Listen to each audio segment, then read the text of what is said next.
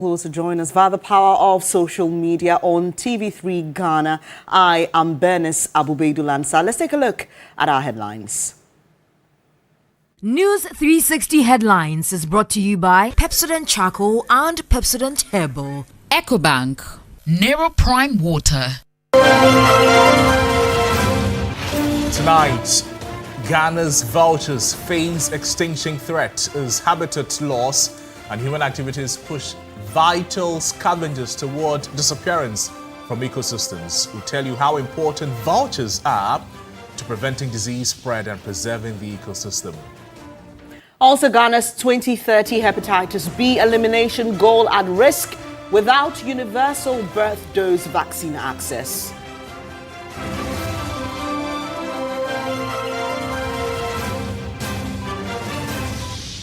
Also, we fact-check the competing claims and counterclaims by the NDC and the opposition NPP over which administration took Ghana's economy beyond the $100 billion milestone. And Ghana's poultry farmers welcome Burkina Faso's decision to lift egg import ban after diplomatic engagements.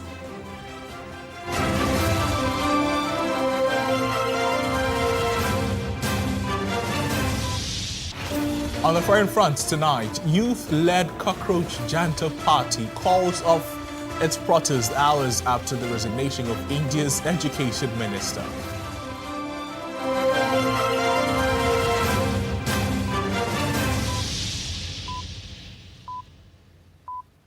Thank you so much for joining us. As always, we're live on our social media platforms at TV3 Ghana. We can get interactive there as you leave your comments for the rest of the world. Let's settle for the details. Tonight, we begin with some good news for Ghanaian poultry farmers. And the Farmers Association says the decision by Burkina Faso authorities to lift the egg import ban will benefit Ghanaian producers, traders, and consumers by reopening a vital regional market that has long supported livelihoods across the border. This follows an engagement with Ministers Elizabeth Ofosu-Jare, Eric Opoku, and Burkina Faso authorities. Burkina Faso blocked imports of Ghanaian eggs, particularly those from Doma, over quality concerns, but lifted the ban on July 17th.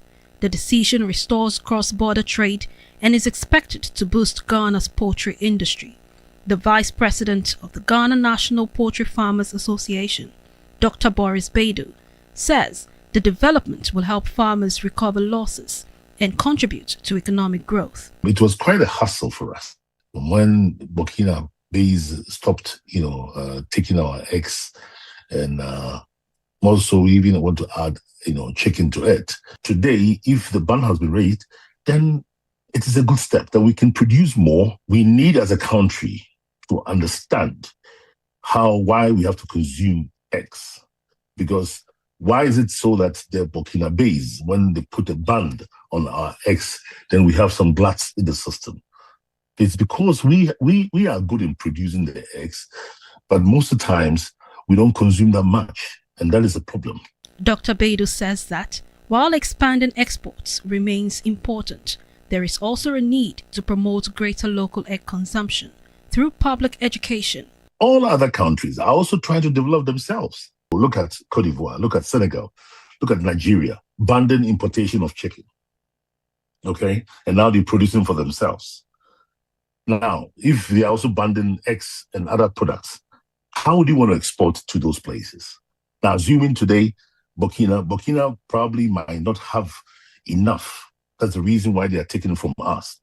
But what if they develop and get to the point where they have enough? We are over 30 million people. If we say that we are consuming our own eggs, we are going to be able to, feed ourselves, get enough protein, and also help our economy. He also called on the Ministry of Finance to increase investment in agriculture, particularly in the poultry sector. Beatrice Sowa, TV3 News, Accra. Away from that, the MPP says Ghana crossed the trillion cedi mark under its watch. The NDC says it took the economy beyond $100 billion and into Africa's top 8. So who truly deserves credit, and is Ghana really Africa's 8th largest economy? Wisdom Safo follows the numbers and delivers the verdict in this report. Delivering the 2026 mid-year budget review, Finance Minister Dr. Kesala Toforsen said Ghana's economy had crossed the $100 billion mark and became the 8th largest economy in Africa. For the first time in our nation's history, the size of Ghana's economy exceeded $100 billion, firmly establishing Ghana as a major emerging market economy. It is therefore not surprising that Ghana is now recognized as the 8th largest economy in Africa.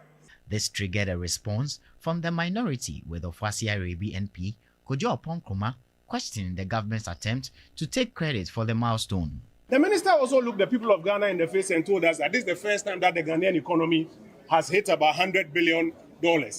Literally, if you do the conversion, about 1 trillion Ghana cedis. In 2024, we went past that mark. Yes. We went past 1 trillion in 2024. Yes. Why would you look the people of Ghana in the face and tell us this blatant untruth? It is because they are hoping that you will forget the figures. But we on this side of the house, we pay attention to the details. Was it the NPP or the NDC that took Ghana's economy beyond the $100 billion mark? And is Ghana truly Africa's 8th largest economy? The political disagreement begins with two figures that are being treated as though they mean the same thing. But 1 trillion Ghana cedis is not equal to $100 billion. The dollar value depends heavily on the exchange rate used for the conversion. Official figures in the 2026 budget put Ghana's nominal GDP at approximately 1.176 trillion Ghana cedis in 2024, the NPP's final full year in office. This confirms that Ghana crossed the trillion cedi mark under the NPP. However, according to the World Bank, Ghana's economy was worth only about $82.31 billion in 2024. So, although the economy had crossed 1 trillion Ghana cedis, it had not crossed $100 billion.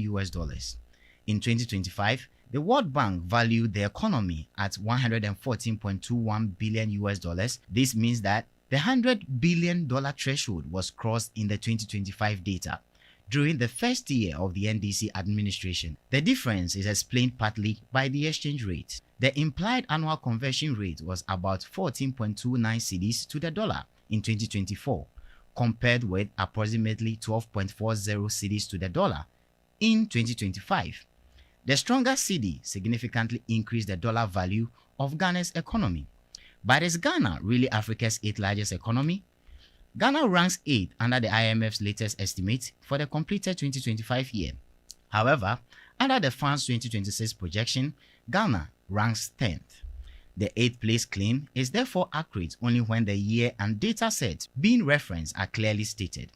It applies to IMF estimates for 2025, not its projection for 2026. So, both parties have parts of the truth, but neither can credibly claim the entire achievement. The NPP presided over Ghana crossing the 1 trillion Ghana cedis mark in nominal GDP. The NDC presided over the year in which Ghana's economy crossed $100 billion, helped significantly by the stronger exchange rate. And while Ghana ranked 8th in Africa, based on IMF's 2025 estimates, it is projected to rank 10th in 2026. Some more stories now on News360, and the reconstruction of the Kantamanto market has been completed. This was after the devastating fire that destroyed large sections of the facility on January 2, 2025. Now, this situation has allowed more than 26,000 traders to return to business.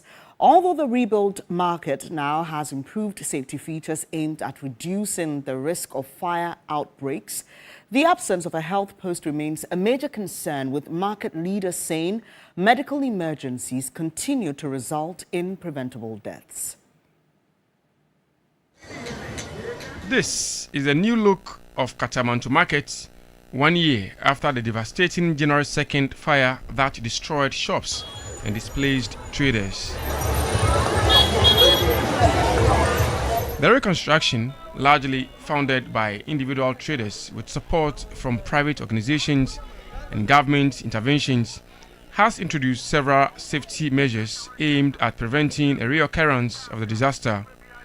Unlike the previous layout, the reconstructed market now has access lanes between trading sections to improve movement and provide easier access for emergency responders. However, traders say the space still falls short of standard market planning requirements. To strengthen security, the market leadership has engaged private security personnel to patrol the market around the clock and protect lives and property. Cleaning staff have also been employed to ensure regular sanitation across the market. Additionally, fire extinguishers have been installed in nearly every shop, while personnel from the Ghana National Fire Service maintain a constant presence to respond swiftly to emergencies. The Greater Accra Regional Fire Commander explains why these measures are critical. Apart from the permanent firemen there, the security men there have also been trained in how to handle fires as and when they occur. We've decided that we'll put telephone lines or smartphones in all these markets so that if you are there and somebody is by you and he's doing something that you know can result into fire, all you need to do is only to record and send it through that line, and we will follow and ensure that the person stops what he's doing. But to be able to create eggs through the market means that they are supposed to give away some shops. That is where the challenge is. So we are hoping that by the end of the year, they will be able to agree so that some of the shops can go to allow for free eggs. We can also get boreholes at vantage points, collect water, so that in case of any emergency, we can access water. The Market Association president, however, says the absence of a health post remains a major challenge despite the successful reconstruction. The population of Kantamanto now is 26,000 plus. Because of the health facility which is not available or near our area, there are so many facilities, I can count about 3. So maybe we want philanthropists and government institutions to come and support us. We want to do it before the end of the year. The General Secretary of the Market Association has also urged traders to strictly adhere to market rules and safety regulations to prevent another disaster. We want to take this opportunity and advise all our traders, anybody who comes to the Kantamanto community, to abide by the rules and regulations that has been laid down by the executive, because we do this thing to make sure that the market thrives and it becomes a better place for everybody to trade, transact business. Traders express appreciation to the government, private organizations and other stakeholders for supporting the reconstruction and enabling them to return to business. Kantamanto is indeed open to the general public after that unfortunate and devastating fire incident that occurred here about a year and a few months ago. Together, they've rebuilt this market, putting in place necessary measures from advice from the Ghana Police Service, Ghana National Fire Service, and some benevolent and government assistance. They've been able to put this market back in order again. Hopefully, other market centers will learn from these developments. Joseph Armstrong, Go TV3, Kantamanto, Accra. And from traders returning to business to Ghanaians returning home, the government of Ghana has announced the next phase of evacuation of Ghanaians from South Africa, with about 1,000 of them expected to be repatriated following renewed xenophobic attacks targeting migrants. According to the Ministry of Foreign Affairs, the evacuation will be carried out in batches, with the first group scheduled to arrive in Accra on Sunday, July 26 and Monday, July 27. The ministry, in a statement released on Saturday, July 25, indicated that the exercise will begin with Ghanaians who have already registered with the Ghana High Commission in Pretoria and have voluntarily expressed their willingness to return home with government assistance. It explained that priority will be given to women, children, the elderly, persons with underlying medical conditions and students, and in line with government's humanitarian response policy. The ministry also appealed to distressed Ghanaians who are yet to register to contact the Ghana High Commission in Pretoria for assistance with travel arrangements, assuring that emergency consular services have been reactivated to support those seeking to return home safely.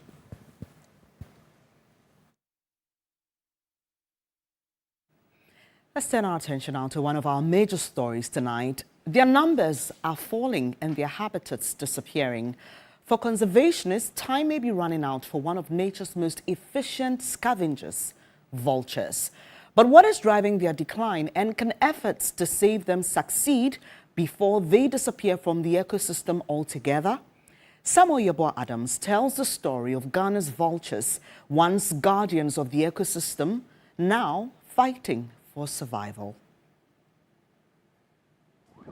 The former Aboblush Dam site, where vultures once gathered in large numbers, is noticeably quieter today. A visit to the Poultry field site revealed that although some vultures can still be seen, their numbers appear far fewer than in years past.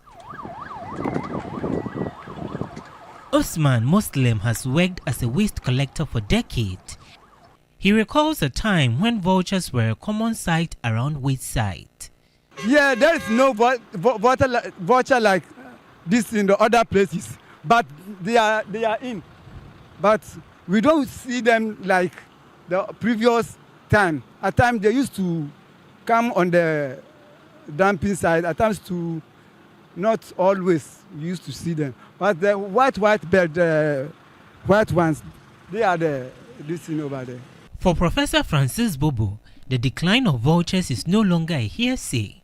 Research across Ghana and West Africa point to shrinking populations. Vultures numbers are now so low that the IUCN classified them as critically endangered.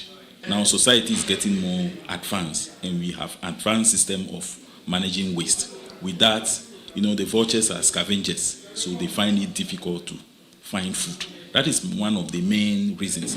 But besides that, you see the pike crows, they are also very strong competitors, and it appears that they are outcompeting the vultures, and that is one of the main reasons the vultures are disappearing. But besides this aspect, there are people who kill the vultures. They kill them for food, some for traditional medicine. In fact, vultures, there's high demand for vultures by the traditional practitioners. They use them for all kinds of things. So people kill them. They wrap them nicely in the cement, brown papers, and then they export them. Amid the concern is Kwesi Boki, a subsea engineer by profession and wildlife enthusiast by passion. He believes the disappearance of vultures should concern everyone. So let's go and feed the vultures. The attention is on the food. People always ask, why are you keeping vultures? I think it's because of the mysticism around vultures. People think they are witches or wizards, and indeed they use them for a lot of spiritual things. I don't believe in them anyway. So when they see me with a vulture, they would always ask, what are you keeping vultures for? Away from the wild, NAB has taken on an unusual mission to care for and breed vultures with the hope of one day releasing them back into their natural habitat. Their lifestyle is very fundamental. They are all raptors and scavengers, and so they will eat meat. Okay, so and their scavenging nature even makes it easier. No matter how bad the meat is, they are still able to consume, and that is one of the importance of having vultures around. According to experts, the role of vultures become even more important during the rainy season, as flood wash waste through communities and stagnant water heightens public health risk. Vultures help nature clear away death and decay before it becomes a threat to life. Their stomach acid destroys deadly bacteria and viruses, preventing diseases from spreading to humans, wildlife and livestock as they feed on carcasses. Yet at a time when their services may be needed most, these silent custodians of the ecosystem are themselves struggling to survive. Obed Sebefia is Assistant Project Officer at the Ghana Wildlife Society. Some threats such as habitat loss is one of the greatest problems that vultures are facing, because without tall trees, they are not going to be able to find nesting places and then nest and reproduce. So cutting down of these big trees that are still left in the cities, we should kind of consider that these birds are going to be using those places as very important breeding grounds. What is now left is how to conserve the little population left behind. Vultures are seen as unclean animals. That is just generally how it is. And people don't like them. They don't see them as important. But if you look at the role they play in the environment, you see them that they are very, very, very important. And if they go extinct, it is not too good for society. Captive breeding is important. We use it when a species is getting out of the... But then you always have to exercise caution, because when you breed animals and releasing them to the wild, you should do it in such a way that the animal can survive in the wild. As for society, we cannot say that we will not manage our waste. We have to certainly manage our waste, because that is also important for us. But the most important thing is that the killings, the unwanted killings, should be stopped, and we need to educate people on that. For species that have spent generations quietly cleaning the environment and helping keep ecosystems healthy, the challenge now is to ensure they remain part of Ghana's skies for generations to come. Samuel Yeboah Adams, TV3 News, Accra. Well, from protecting the ecosystem to protecting newborn babies, for mothers living with hepatitis B, the greatest threat to their babies come in the first few hours after birth. Yet a vaccine that could prevent lifelong infection is still not routinely available in Ghana, raising concerns that the country may miss its 2030 elimination target. Sarah Penkro has more in this report. Hepatitis B affects an estimated 10 to 15% of Ghanaians, making it one of the country's most common infectious diseases. Among pregnant women, prevalence remains around 8%, although some regions record even higher rates.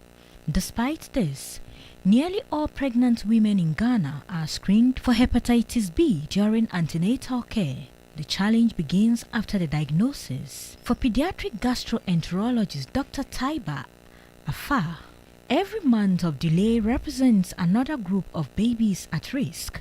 Unlike many infections passed from mother to child during pregnancy, hepatitis B is rarely transmitted before birth. About 90% of infants infected during delivery develop chronic hepatitis B, often without showing any symptoms for decades. The birth dose vaccines in Ghana, patients would have to buy it for themselves. Some of the mothers are only able to buy the vaccine, which is cheaper than the immunoglobulin. And then also poorly informed mothers. Some don't even know their status. Some don't even know the risk of hepatitis B, because she herself, even though she has been diagnosed, she's completely fine. She's carried the pregnancy all throughout.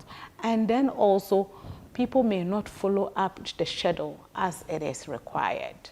According to Dr. Taiba Afar, these infections are almost entirely preventable. The mothers who are infected, who are not infected, should be screened.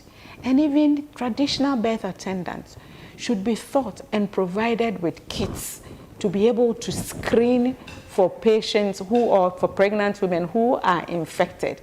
And then they'll pass them on to the hospitals that will take care of it.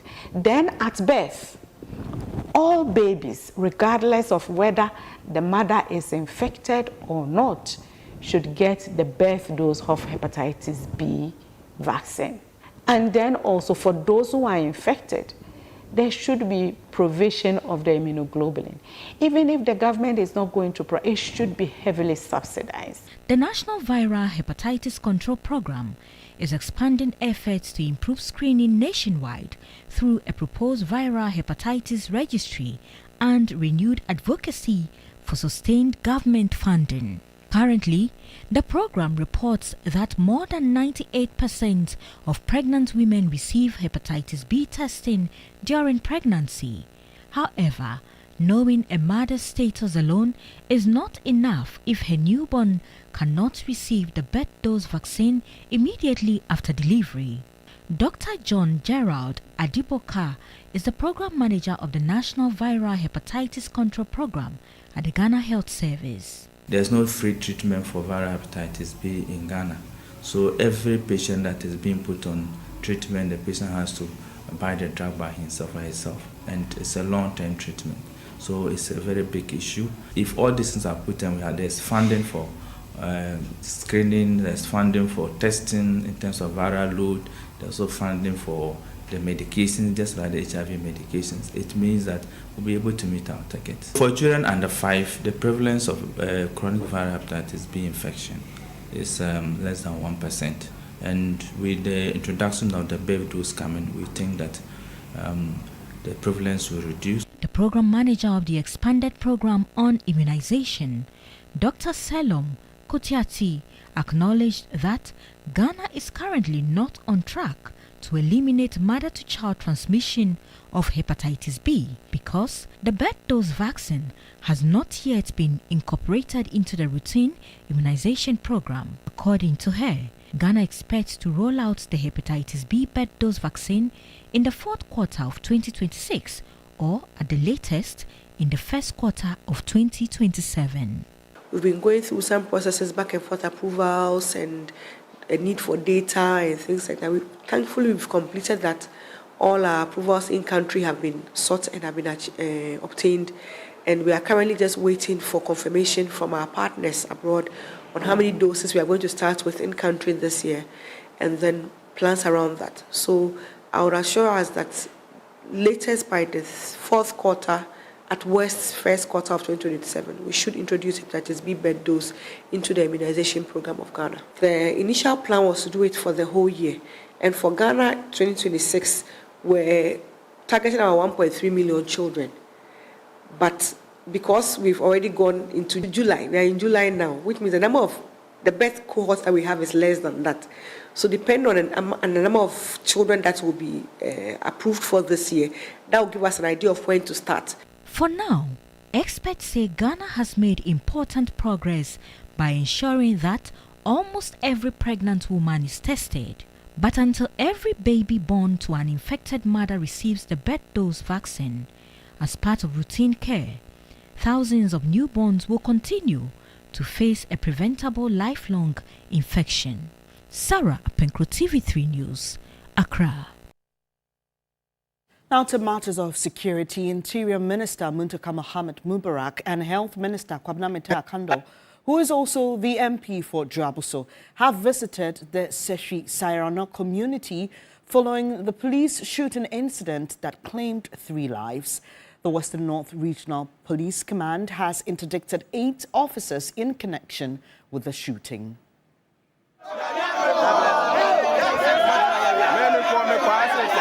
On July 7, 2026, armed police personnel from the Sefiwiaso Divisional Command stormed the Sefi Sairano community to arrest a suspected drug peddler.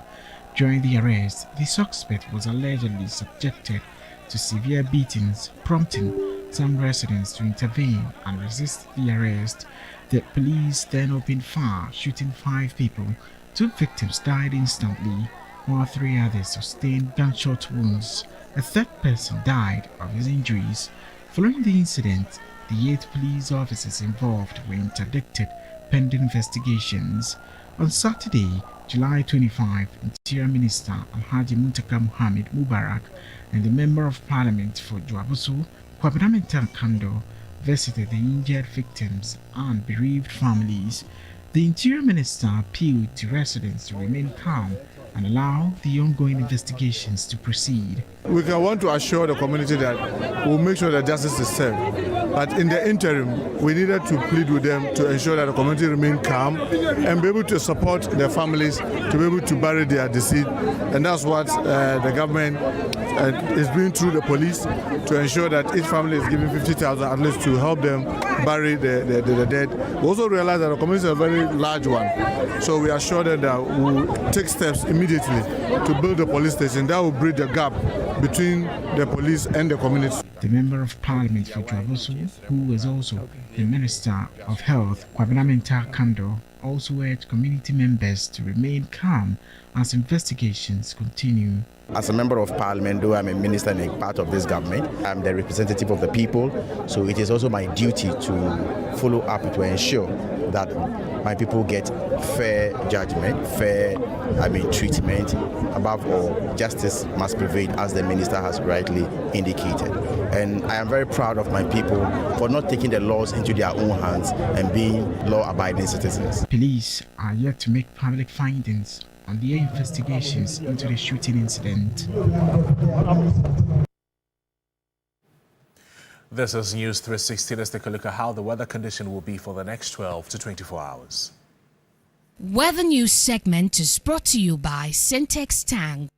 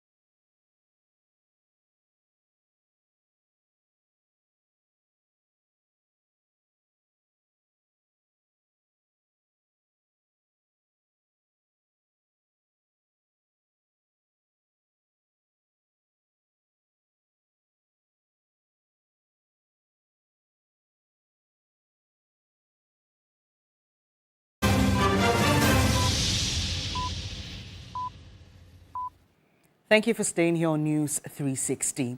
The Ghana Medical Association, GMA, says the Environmental Protection Authority's proposed ban on styrofoam products should be expanded to include single-use plastics to effectively tackle plastic pollution and protect public health. Speaking at the association's 26th public lecture in Koforidua, the association's president, Professor Dr. Ernest York, stressed that food packaging should not become a source of disease nor contribute to worsening public health outcomes.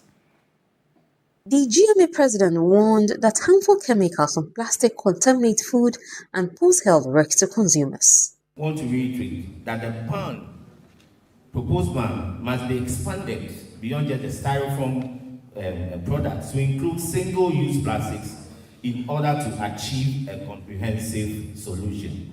Beyond plastic pollution, other food safety concerns dominated discussions at the public lecture. It brought together experts and key stakeholders to promote safe food practices and strengthen collaboration across the food value chain. Experts noted that the food safety risks exist throughout the agricultural value chain, from food production to consumption, and contribute significantly to the burden of non-communicable and foodborne diseases. Immediate past Director of Women in Agriculture at the Ministry of Agriculture, Paulina Adi, pointed out illegal mining, misuse of agrochemicals, and pesticide residues continue to threaten food safety. Professor Angela Parry Hansen Konedu of the Department of Nutrition and Food Science at the University of Ghana said the incidence of foodborne diseases remains a major public health concern and called for stronger preventive measures and greater public awareness. The galamsey activities, all sorts of heavy metals we are finding in our foods, they are killing us. Deputy Chief Executive of the Food and Drugs Authority, Roderick Kwabna Dade Ejay, urged consumers to demand safe quality food and purchase from approved sources, assuring the public that the authority remains committed to ensuring only safe food products reach the market. On the reproductive, system, infertility. Participants called for stronger collaboration among government agencies, food producers, regulators and consumers to safeguard food supply and protect public health. The public lecture was held on the theme Food Safety in Contemporary Ghana, Public Health Concerns. Now, maternity services at the Keta Government Hospital in the Volta region has seen significant improvement following the commissioning of an ultra-modern maternity block at the facility by MTN Foundation some 2 years ago. And managers at the hospital say antenatal care has seen an increase resulting in a drastic reduction in maternal mortality. March 2024, MTN Ghana handed over a 60-bed state-of-the-art maternity and child health block to the Keta Municipal Hospital. The telecommunication giants, through its corporate social responsibility arm, the MTN Foundation, invested over 15.2 million Ghana cedis into the project, aimed at addressing the infrastructure deficit at the hospital and to improve maternal and child health care services. 2 years on, TV3 has returned to assess the impact the facility has made so far. The experience has been so good and very comfortable. And the facility is very okay, very spacious. We have enough beds, even the washroom, everywhere is clean. And we are grateful to MTN. My name is Grace Gulu, and I am the maternity ward in charge for the complex at the Keta Municipal Hospital. For us, it has been a story of transformation and growth. Compared to the old maternity block where we had challenges with space and amenities, I think this maternity block has come to serve the good people of Keta and other communities. We, the staff, are very happy because we now have a conducive work environment. The facility also includes 2 operating theaters, a 20-bed hostel for mothers, OPD, lab, dispensary, and an ICU, among others. Previously, we have only 1 theater.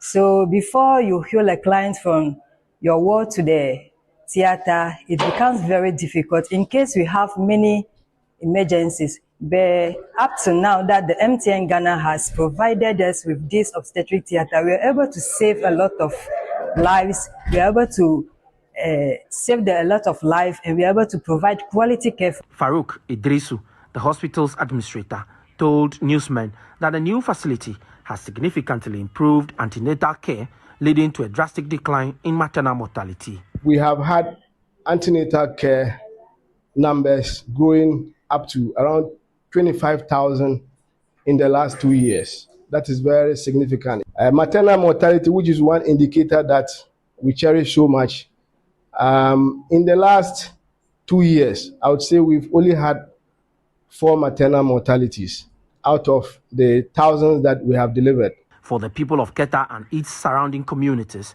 the MTN block stands today as a lifeline that gives mothers and newborns a better chance at survival. Faisal Abdul Idrisu, TV3 News.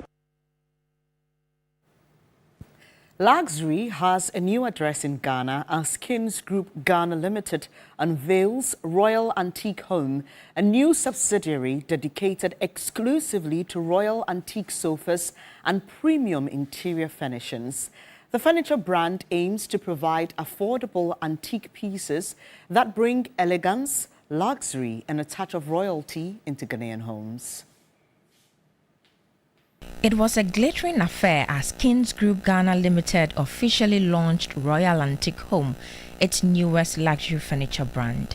The new brand will focus on offering affordable yet exclusive antique furniture to the Ghanaian market. Staff, partners, and invited guests of Kins Group Ghana Limited gathered to witness what the company described as a new benchmark in antique furniture and interior design excellence. Royal Antique Home is the shop at Sprinters because we want to lift the game. We want to lift the image of royalty in Ghana. So this is for you. This is different because we are trying to make it affordable for royals so that they can elevate their palaces. We are inviting all royals to have a business with Royal Antique Home. The social media marketing executive and face of the brand also explained what Royal Antique Home represents for the company's growing portfolio. From 25th July to 8th of August, we are running 30% discount. So I will urge all antique lovers, all furniture lovers who want special pieces in their home to come. I'm sure they'll find something they love. Our designs are unique on the market. Aside from that, what makes us different from the rest of the antique showroom is our pricing. Since 1995, Kins Group Ghana Limited has built its reputation on quality, innovation, and excellence in furniture and interior design.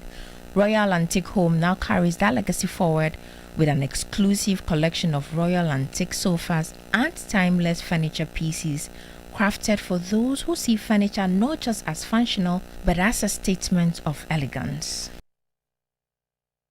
And now the Minister for Education, Haruna Idrisu, has commissioned the University of Mines and Technology campus at Kenyasi No. 2 in the Ahafo region. At the ceremony, the minister announced that the government will commit 50 million cedis through the GAT Fund in 2027 to support the operationalization of the campus. Addressing the gathering, Education Minister Haruna Idrisu assured the traditional authorities that the community would benefit from the ongoing procurement of buses by the GAT Fund. On the occasion of the commissioning of the University of Mines and Technology UMAD campus, Kenyasi No. 2, I am happy to note that into the 2027 formula of the GAT Fund, government will make an allocation of 50 million Ghana cedis to support the operationalization of this campus with an administration block and a dormitory to ensure smooth takeoff of this university. The minister also reiterated government's commitment to establishing a fully fledged public university in the Ahafo region before the end of President John Dramani Mahame's tenure. Let me also give you assurance that before President John Dramani Mahama will leave office as president, Ahafo will get a full-fledged university under the NDC government. I now have the singular honor and privilege to declare the UMAT campus at Kenyasi No. 2 declared formally open. NADEF board chairman Yao Ofosikusi said the foundation's 14 million Ghana cedis investment in UMAT's Kenyasi campus underscores its commitment to education and sustainable development in the Hafo region. The edifice is 4-story, 8-unit lecture block. This was built at a cost of about 6.7 million Ghana cedis. It has 8 lecture halls, ICT lab, a library, 5 offices, server room, elevator or lift, and 10 washrooms. UMAT Vice Chancellor Professor Richard Kwesi Amankwa pledged to maintain academic excellence while partnering the host community to develop skilled professionals for Ghana's extractive industry. Claude Komi Ebisa, TV3 News, Kenya number 2, Ahafo region. Still on education, authorities at Leklebi SHS in the Afajato South District of the Vulture region say they are dealing with an accommodation crisis after a fire incident on Tuesday destroyed 3 rooms in the boys' dormitory. With first-year students expected in September, school authorities say they will struggle to accommodate them unless urgent support is provided. In the late afternoon of Tuesday, an unexplained fire engulfed the first floor of the boys' dormitory at the Leklebi Senior High School. By the time firefighters brought the blaze under control, 3 rooms had been ravaged. Several personal belongings of the senior housemaster who occupied one of the rooms were completely burnt. It was so bad that the students were intervening, even though it was not effective. So quickly, I called the DC, who already called the fire service from Hukwe, because we don't have fire tender here. So it took us about 1 hour, 9 minutes for the fire service from Hukwe to reach here. In fact, apart from one of the rooms that we were able to salvage some of the things like mattresses and other things, the other 2 rooms, everything burned, condemned. The fire started from the apartment of the house master, and then spread to the other 2 rooms. For the staff, we could see that all his items were destroyed. All 3 rooms have developed structural defects and are now unfit for habitation, compounding the school's already dire infrastructure problems. Already, Leklebi Senior High School, we have infrastructure deficit. What it means is that we are struggling with a facility to house even the house staff and also student accommodation for classrooms. So now that this has happened to us, I think it is... With new students expected in September, authorities are appealing for urgent intervention to help renovate the affected facility. Usually the third years occupy the top floor. So what will be happening is that, very soon we'll be taking in the first year student in September. So we'll be challenged with accommodation.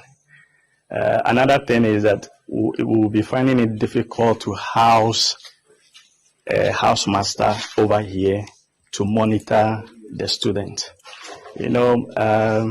Here we don't have bungalows for teachers, not even a single one for any teacher.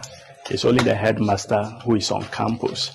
So we have to arrange for one of the rooms to be given to a house parent. Meanwhile, investigations into the cause of the fire are ongoing.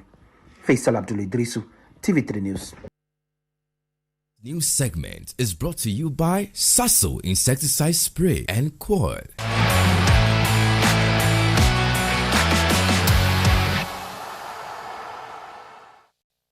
This is sports this evening, and with just 24 hours to the start of the 2026 Women's Africa Cup of Nations, Ghana's team for the Continental Showpiece, which will take place in Morocco, has been named. 3 Sports Akosia J has more details in the report. On 29th July 2026 in Casablanca, the Black Queens of Ghana will begin their 2026 WAFCON journey, a tournament that could see them win $2 million for gain a spot in the World Cup that will be staged in Brazil in 2027. But before that, Coach Kim Lasbioke has named 25 players he deems fit to represent the country in Morocco, including 8 debutants who are Benedict Simon, Abena Anoma Opoku, Alexander Emefate, Ajekpena Zakaria, Linda Owuswansa, Uzeima Osman, Abigail Kofi Kim, and Sharon Esenam Samson. Kim Lasbiokebre will hope that these 25 players will be the reason why in Group D, the Black Queens are able to move out of the group where they find themselves with Cape Verde, Mali, and Cameroon to make sure that they are able to book a semi-final berth that also gives them an automatic qualification to the 2027 Women's World Cup. Remember, the last time in 2024, the Black Queens finished as bronze medalists at the tournament. And now Accra Hearts of Oak have officially appointed Nabosa Kapo as the club's new head coach on a 2-year deal. Kapo replaces former Hearts boss Didi Dramani following the conclusion of the 2025-26 season. His appointment marks the beginning of what the club described as a new era aimed at restoring the Phobians to the summit of Ghanaian and African football.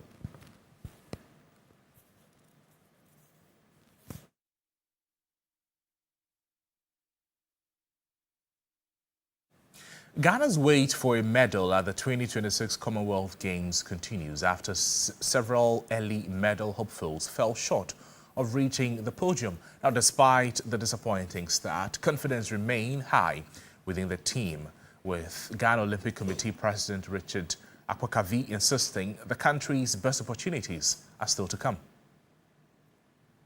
The athletes are preparing very well. We've just started. So we're looking forward to boxing from tomorrow, more boxers on show, and then athletics starts on Monday, I believe, and then judo will come in, and then weightlifting. So we are quite confident that we'll bring medals soon. Just need to focus and prepare adequately so that the athletes will be able to focus and prepare for the medals. Well, that's your sport. Entertainment news is up next. Entertainment news segment is brought to you by GTP Lifestyled and Napa Foods. Heaven Black Insecticide Spray and Coil. Powered by 3 Entertainment.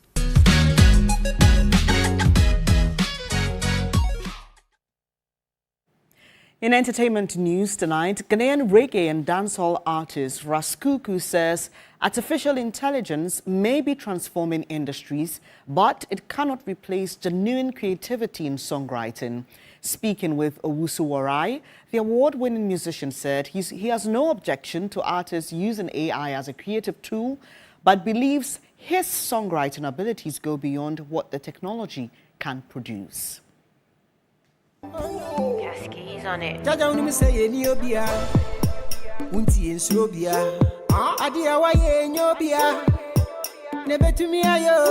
Some of my great songs were there before AI, and then checking myself and checking AI, I've realized that I am a better songwriter than AI.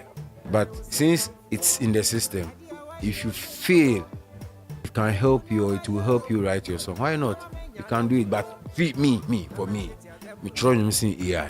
According to Raskuku, some of his biggest songs, including Evacuation, were written long before AI became a popular tool, making him confident in the originality of his craft. The prolific composer acknowledged that some musicians rely on AI to develop their songs, but stressed that every song in his catalogue is an original composition written entirely by him. He warned that overdependence on AI could weaken an artist's creativity, arguing that technology should only complement, not replace the creative process. That's what I'm saying, because AI can never get me a song like Evacuation. Yeah. And so if you depend too much on AI, the creativity will get missing. That means the mind is gonna be sleeping. And you need to wake up. You know, those people who are bringing in AI, they've done so many things in their country using, original brain. And so if we are now developing, as they say, And yeah, coffee also say the AI baby say we will maybe cry. Then where are we going? We need to use the brain, use our brain, or see use your brain. If AI will add up 1, 2, 3, why not? But media for my songwriting, there be.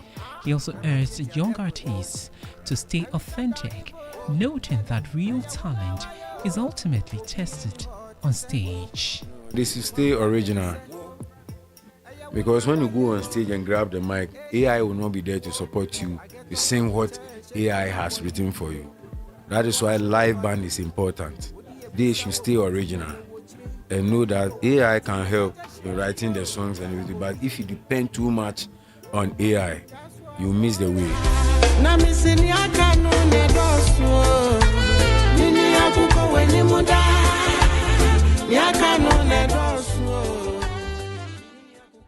Well, the AI debate will never end, will it? That'll be all for entertainment news. Up shortly is international news.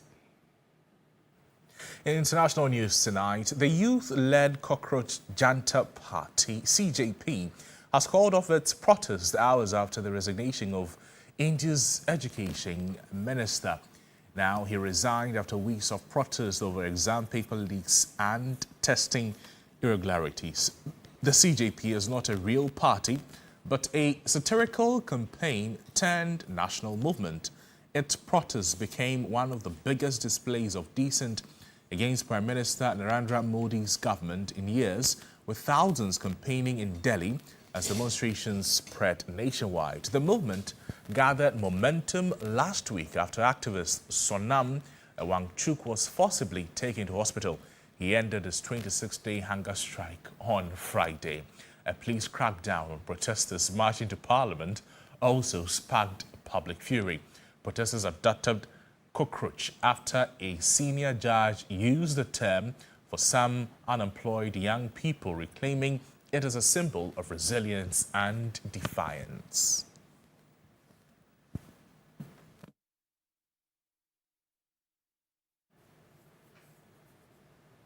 That'll be all for this edition of News 360. Thank you so much for your company.